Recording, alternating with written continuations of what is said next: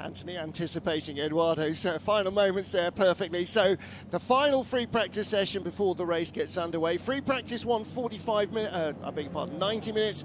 Free practice 2, 90 minutes. This is just a 60-minute session. And Anthony, there's two things going on here, presumably for most of the teams. Obviously, you've got to get the car set up for Sunday, but qualifying comes up this afternoon, and that's the £800 gorilla in the room at the moment. Turn 1 for car number 5. And, I think we might see a replay of this. Here we go, look at that. So even in these hot conditions that we have here, you're sitting there, no tyre blankets, of course, in WEC anymore. So yeah, it's easy to spin one of these cars around, as we've just seen. But yeah, speaking of, we heard from the engineer speaking to, was it Conway? No, it's to Hartley, saying about the wind direction. It's picked up. I felt that actually on the way in today. A big headwind for them heading down towards turn 1, and what that's going to do, you know, it affects the cars quite heavily, gives you more downforce effectively as you head towards a headwind. It's as if your car speed is higher because the wind speed's higher over your car as you head into that. So it gives you better braking into turn 1. So it's good news for the drivers, but also it's good news for us as fans, as commentators, because we can potentially see a bit more overtaking if it stays like that for the rest of the weekend, because you're going slower in terms of car speed. So wind speed's up, but car speed's down. So it means you're traveling down the straight for a longer time.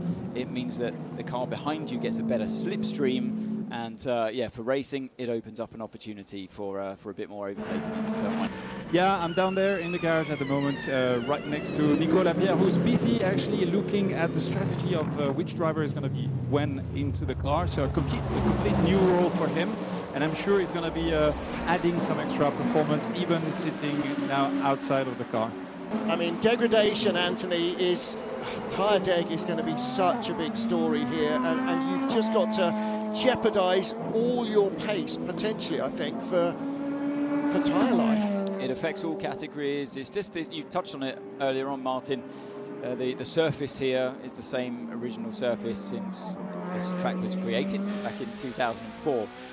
So yeah, a 20-year-old track surface now, as the bitumen has worn down and the stones then protrude, and it just tears up the tyres. Doesn't matter which category you're in, which tyre compound or manufacturer you're using, it's going to do the same. You're going to have the same end result. And for a driver, you really feel the benefits of a new tyre around here, potentially more than most other circuits. Yeah, well, hearing you guys talking about it, it's quite funny because Cota is trying something which is interesting. They've had hards all around, but now they've got hards on the front and mediums on the rear, and I think that shows that the tyre deck is even worse on the front tyre, especially with the last set of corners, which are long right-handers, which is really hard on the front left tyre. I don't know if you would agree on that, Anthony. Looking back here in the Lamborghini, as Mortara gets behind the wheel, we saw Danny Kvyat out there earlier on, who put in, I must say, a really competitive lap time up there. Many of you might have seen already in P3, and it's a genuine lap time from what I can see. On the medium tyre, the yellow sidewall tyres that Mortara takes over, and the cars in front of him were all on brand new mediums as well for this, and behind him, I must say. So yeah, really good effort by Kvyat. And here's some sliding around turn 13, which is very common to see. Great stuff from both the bronze drivers at United.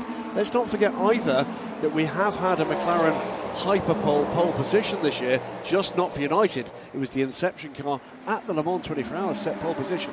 It's a great GT3 car, but this is a different challenge, a different formula, and it's a whole team game as we get more there. Of what you seeing there? Is that the steering rack? No, I think it's the front heat spin.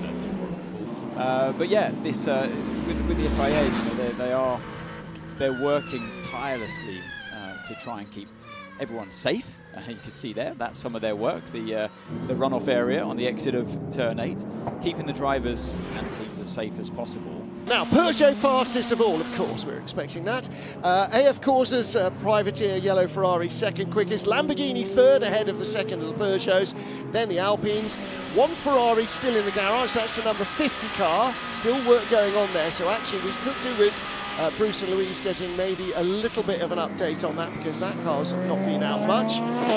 So a little bit of a jumbling of the order again, but we expect that, and we might get a little bit more of a clue of who's got what when we get into this afternoon's qualifying session.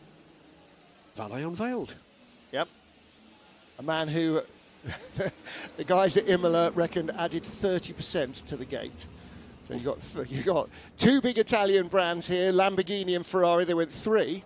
And I'm going, oh yeah, Lamborghini GT3. No, Valentino. Valet had 8 merchandising stalls. The other manufacturers, the most any of them had, were 2.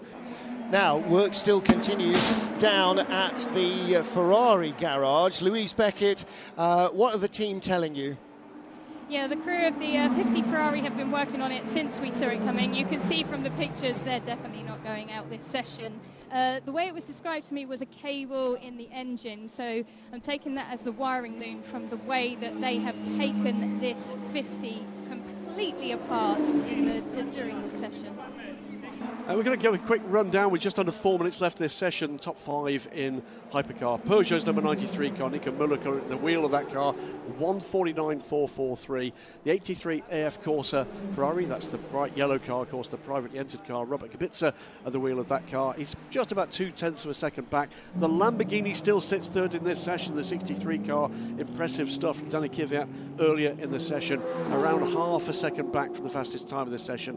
It's the second Peugeot, fourth quickest. It's the first of the 2 car teams have both cars there. Fourth, Stoffel van Dorn, just over 150 and just under 0.6 off. And then it's another make, Alpine, 5th quickest, and heading to the Alpines 5th and 6th. Charles Lacey at the moment, the 36 car, a 150.612. 10 seconds to go in this session. No major changes happening in terms of the times. What have we learned? Well, we learned that Peugeot topped the times in FP1 when everyone was on new tyres, obviously, to start that one. They've topped the times again when most of the field were running a brand new set of medium tyres to start this session. Yes, yesterday they had a bit of a wobble when they were on the harder tyre and they were older tyres, and it was a bit of more of a unpredictable session in terms of how teams were using their tyres. You only have 3 sets, don't forget, for the 3 practice sessions.